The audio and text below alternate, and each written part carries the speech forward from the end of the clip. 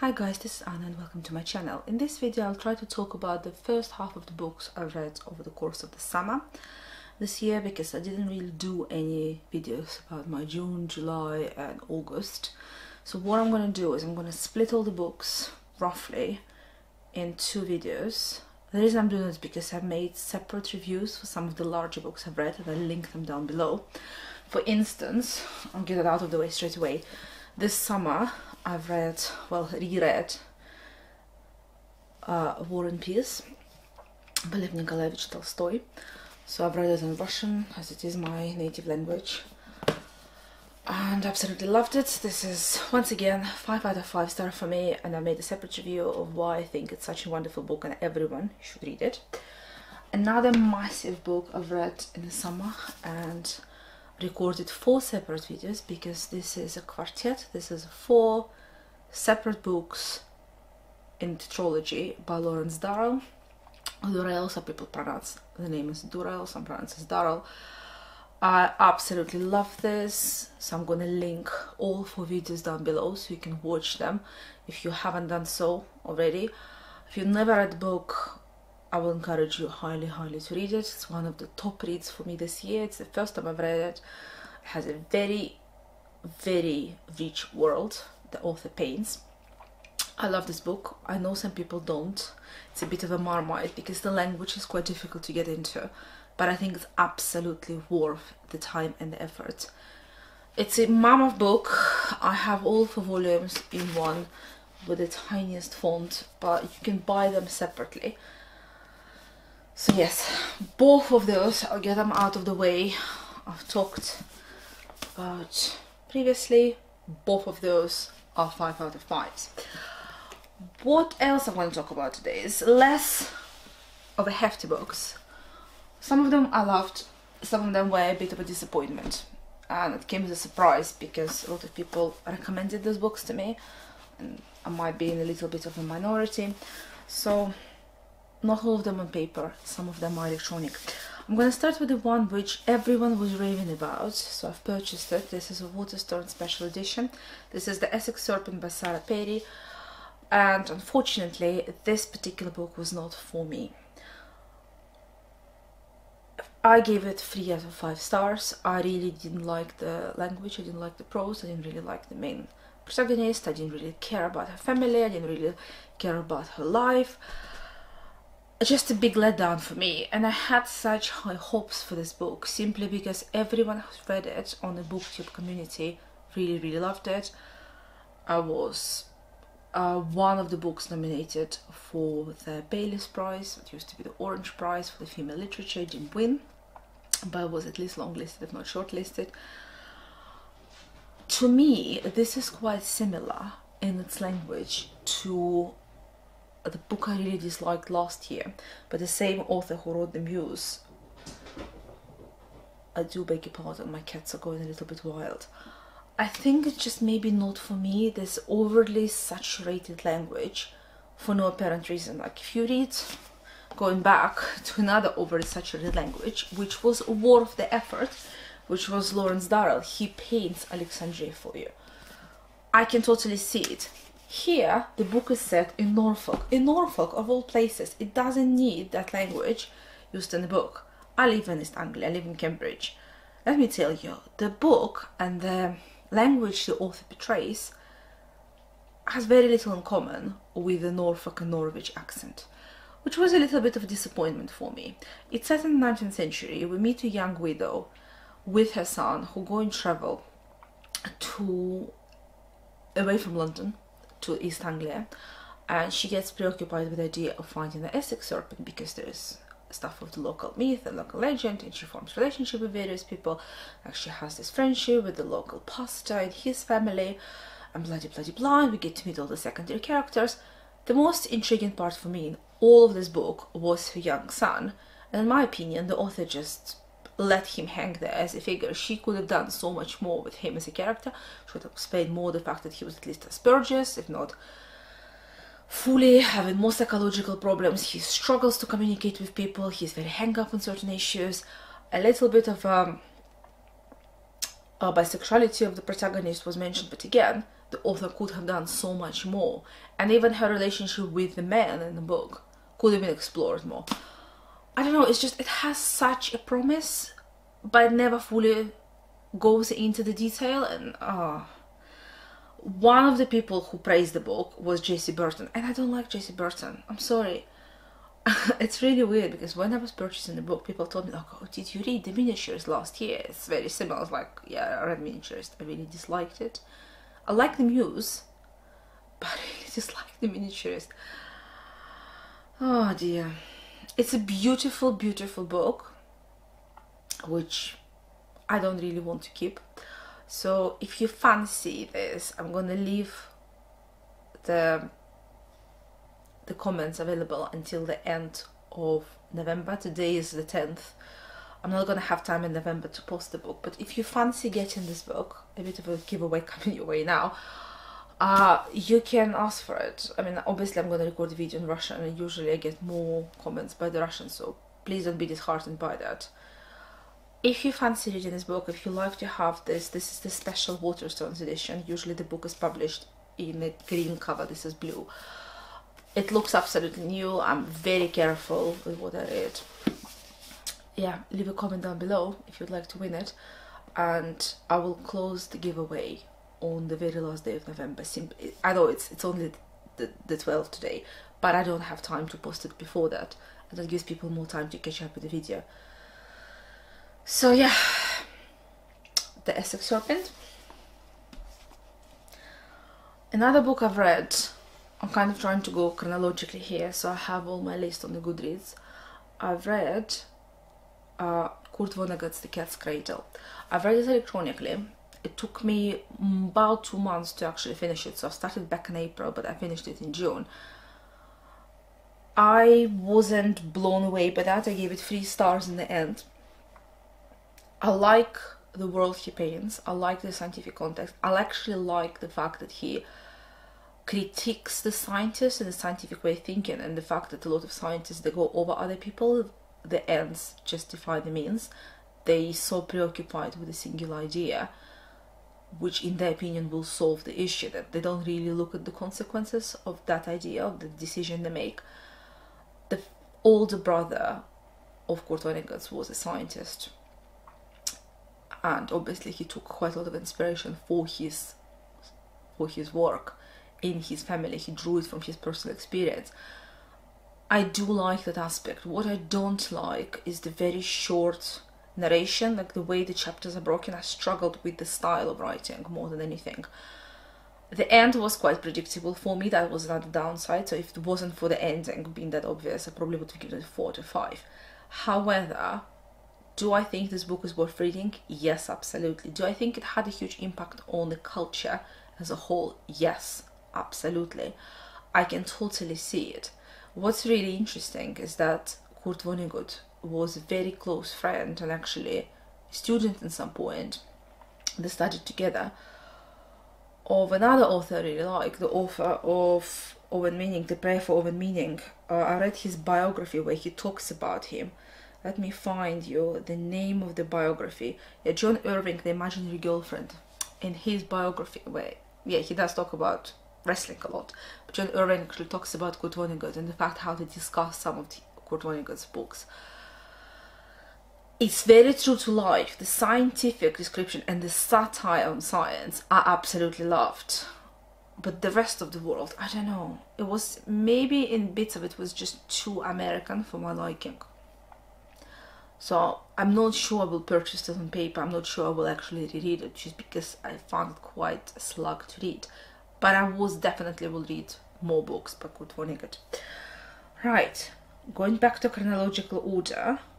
After I finished Essex Serpent, I've read 2 books which I actually really liked. One of them I wanted to read for a while, and that's Margaret Atwood and Her Handmaid's Tale. That's the first book by the author I've read. I know, I'm that poorly educated. One of the reasons why I've read it is because I really want to read The Power, which won the Bailey's Prize this year for the women's writing, and I know that was highly inspired by The Handmaid's Tale, so I wanted to read them in order. And also because everyone kept telling me, like, oh, it's going to come as a TV series, the TV series is going to be amazing, and I decided, okay, it's time to read it. Most people will read it this year. I did really like it. This is 4.5 stars for me. It's not as amazing, in my opinion, as George Orwell's 1984, which I read earlier this year. However, it's absolutely great. I love the world she paints. It's very terrifying and claustrophobic. And if you're a woman, you absolutely should read this book. If you're a man, you should read this book. So history doesn't repeat itself, or history doesn't go in that direction. I can see why it is topical in America now, with Trump being elected, well, a year ago now. I found it a super easy read. I've read it literally in 2 settings, in 2 evenings. I couldn't stop. And yes, part of it were really sad. However, I was not deeply moved by this book in the same way I was moved when I read 1984. I think that's why I gave it slightly less. Will I read more by Margaret Atwood? Absolutely. Absolutely will. I don't think you need to tell me what this book is about, because if you live in 1917 and you're not living in a cave, you would know about it. Even if, like me, you don't own a TV. I don't have a TV. I can watch the TV series by other means on my computer, but I don't think I will. To be honest, I have a very vivid imagination, and I don't need anyone else to show me the world painted in this book, even though everyone says the TV series is critically acclaimed and it's fabulous and the acting is really good. I'm still not sure I actually want to see someone else's vision of this world.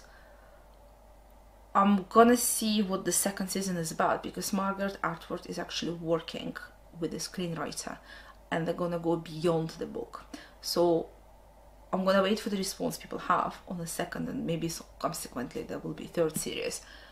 If the critical response is amazing, if it actually comes as a original work by Margaret Atwood, which takes the characters and the world further, yes, I would want to see it, because the ending of this book is quite open to interpretation. You might disagree with my opinion, but I think it is. I'm not going to tell you what it is in case you have not read it. But if the TV series will add to the book and come as a sequel, then yes, I will go and watch it. But at the moment, this is staying on my bookshelves. I'm sure I will read it at some point. If I have a daughter or a son who will be into reading, I will make sure they read it as well. After I've read this, I've read Magda Szabó's The Door. This is edition I have by the New York Review Books. They have now published 2 or 3, I believe, different translations by Magda Szabó. I'm going to tell you who has translated this. She's a Hungarian author, and this particular translation was done by Len Rix. I found it amazing. I gave this book 5 out of 5 stars. I cried. The book is essentially about the relationship between the 2 women. A middle-aged writer and an elderly woman who comes and cleans her house, but she's so much more than a housekeeper. She becomes more a friend, she becomes more like a relative, and you see the decision which the author of this book, the writer, well, I think it's partially semi-biographical. I mean, it's obviously a work of fiction, but she drew quite a lot for one of the 2 protagonists from her own experience. There is not just one protagonist, there are 2 protagonists in this book. There are 2 women, they're equally as important. Personally, I fell in love with the elderly woman. There was just so much of her I could see in my own life, like from like the elements of both of my grandmothers or the other elderly women I met in my life in Russia. I felt personal connection to this book. I cried. I found, oh god, parts of this book, honestly. If you read Captain Cornelia Magdalene, there is a scene when Pepsina get killed by the Germans. And I'm still traumatized years later after reading this book. There is a scene in this book when the cat gets killed. I'm not doing spoilers, because if you watch my channel, then you would have seen me talk about the first chapter I've read. I make this series of the videos when I read the first chapter of 5 books and I talk about them. So I've already talked about it, it's not a spoiler. But there is a scene in this book where the cat of the elderly woman gets killed. Honestly, I found it brutal. The world described in this book is brutal. Parts of it, you'll flinch. However, it's absolutely worth your time and your effort. And I adored this book. It's one of the best books I've read this year. I'm definitely going to come back and read it in the future. I want to now read more by Magda Szabó. I purchased 1 more book by the same publisher, and I'm waiting, well, probably going to make like a big Christmas order to treat myself in December next month, when I will purchase the last one, and I'm going to see if I can get any other of her translated work in English or in Russian. I don't really care. In Russian she was translated back in the 1980s, but it's like impossible now to find the door, because once I've read it, I told my mom, like, you have to go and read it, like, you will absolutely love it, and she's been struggling to find it. She can't find it even in the library, which is such a shame. I highly recommend this. So beautiful, poignant, it's just lyrical, it's great. After I read this, I have gone and read a book by Arshel Schnitzler called The Dream Story, which was the basis for the movie The Eyes Wide Open, with Tom Cruise and his then wife Nicole Kidman. It's a tiny book, but it took me about a month to read, simply because I just could not get into the rhythm of the book. It's been translated, this particular Penguin edition was translated by J.M.Q. Davis, and I'm thinking that part of it may be to do with translation. I found the language very discombobulated, like parts of it, right? Like, this first chapter of the book is written in a completely different style from the rest, and you go like, was it translated by the same person? Was it translated in the same sitting? Was it translated years before?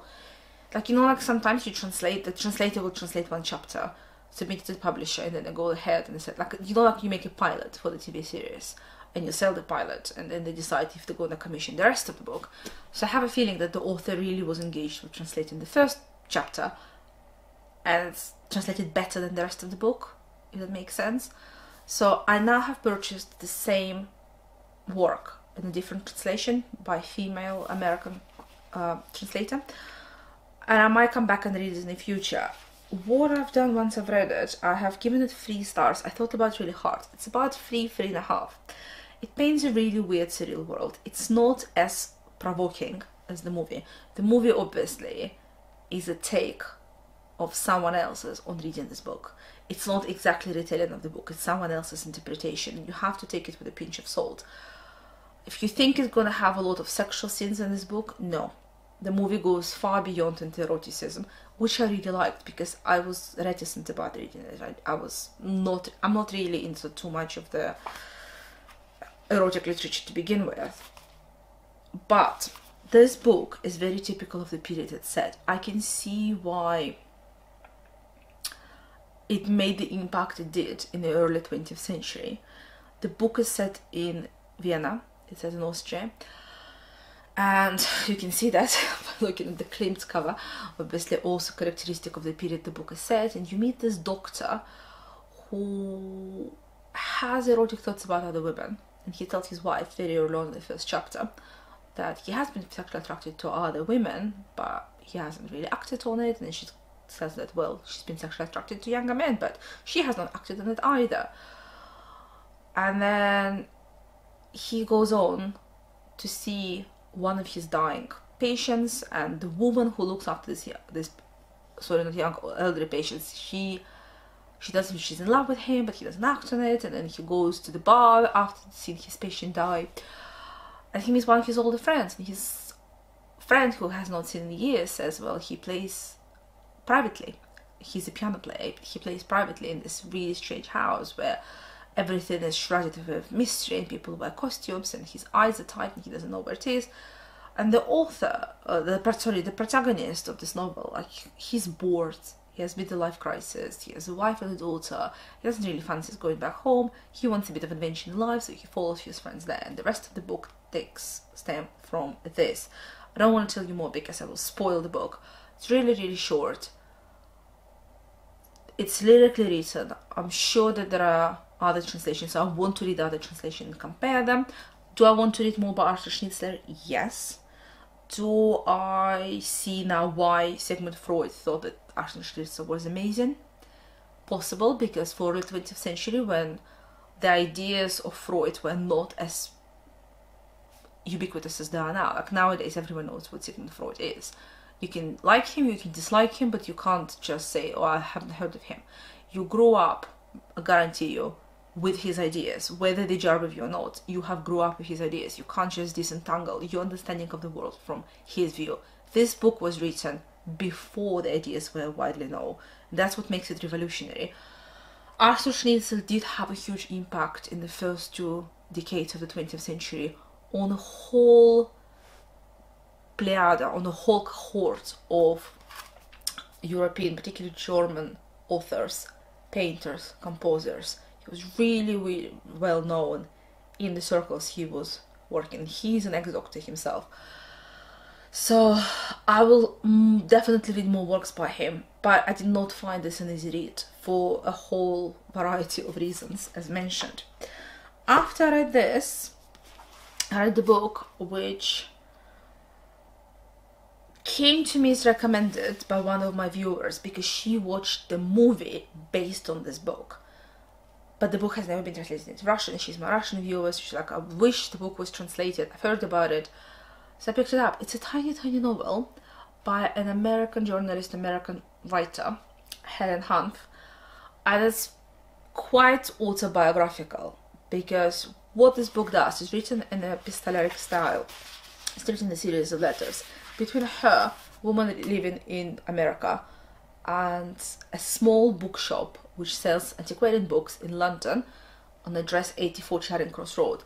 That bookshop no longer exists, it's been sold, the whole area has been redeveloped, but you can still see the plug on where the shop used to be. That shop actually existed. She never went to university because she couldn't afford it, but she was really into literature. And it's a premise, I'm not really spoiling the book. And she comes across a British, I should say the English, Cambridge professor notes on the art of reading and the art of writing, about whom I've talked on this channel multiple times because I'm reading his other book. I'm actually, from this book, purchased the book, which inspired her to go on a quest for those antiquated books. She really wants good quality, not too shabby, used copies of particular works of fiction or non-fiction which she came across doing her personal studies by reading those lectures designed in early 20th century's first 2 decades for Cambridge students doing a course in English literature. And from this, her relationship with the booksellers in this London shop starts, and it's a long relationship because they keep communicating started before World War II, throughout World War II. So you can see the bombing of London. She tries to help them, like they have shortages in London, so she sends them food from America. They find the book, and throughout this book the main thread is the love for literature and the love for books themselves. If you watch my channel, if you have your own booktube channel, then you're here for one reason only, because you want to hear about books. This is the book for book lovers, for people like you and me who appreciate the books, who appreciate specific editions. It might be stupid, but sometimes we go crazy and we want to purchase a specific book in a specific edition, and we really hunt for them. Why, if we can buy it in a different one? I don't know. Ask yourself, do you know the answer to that? Because people are crazy sometimes. We love books. Helen Hunt loved books. The people she talks about the books work in a bookshop. They love books. And absolutely, for me, this was a 5 out of 5 stars. But because it's so specific, I ended up giving it 4.5, just because it's not for everyone. If you're a book lover, then you'd love this book. But then again, if you're not really into books, why on earth would you read it? It's really, really, really good. I now have it in 2 editions, so I have it in this one, and I have it in the slightly foxed, because I'm trying to collect all of the slightly foxed editions. Will I read it again? Yes. Did I make a long list of authors I want to read from this book? Absolutely. And I'm slowly purchasing them.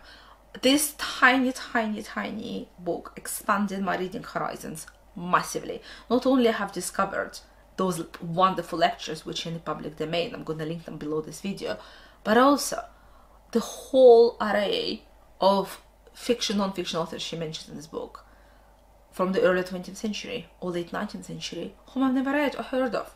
So yes, highly recommend this. That leaves me with last book I read before going on holidays, and this is another 5 out of 5 read for me. This is Chinua Achebe, Things Fall Apart. I cannot recommend this book highly enough. It's absolutely brilliant. It's amazing. It's a tiny novel. It's the first part of his African series. Obviously, Chinua Achebe, he was a Nigerian author. He was highly praised as author who made huge contribution to the African literature.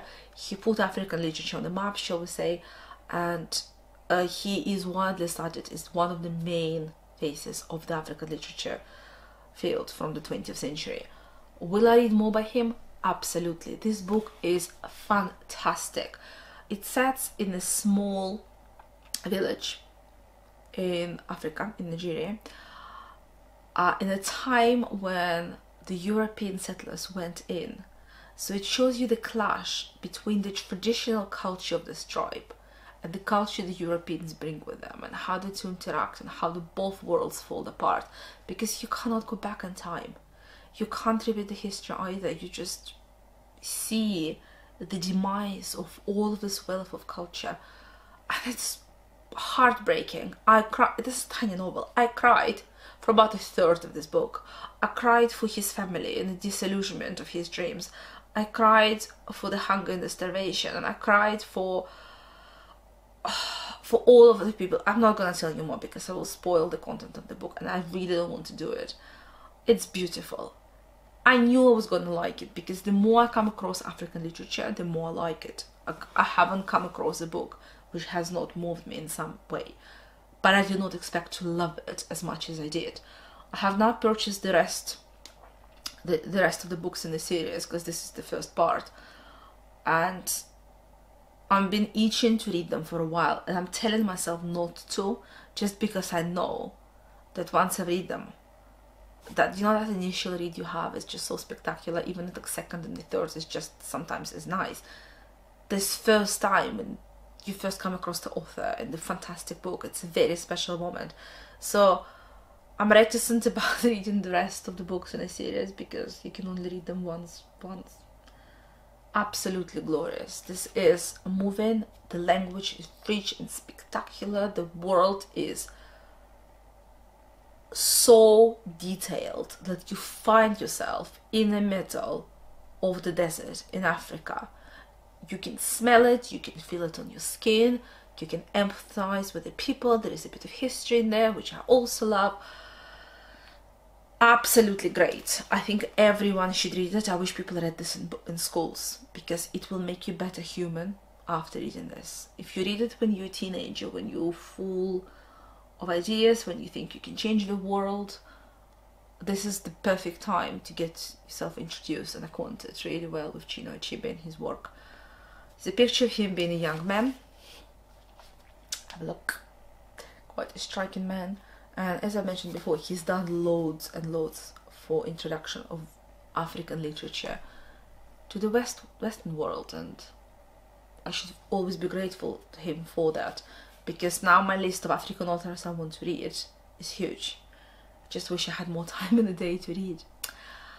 If you have read any of the books mentioned in this video, please do let me know. I'm interested to see what your opinion is. Did you love them as much as I did, or did you dislike them? If you would like to get this book, please leave a comment down below, and happy reading. See you in the next video. Bye.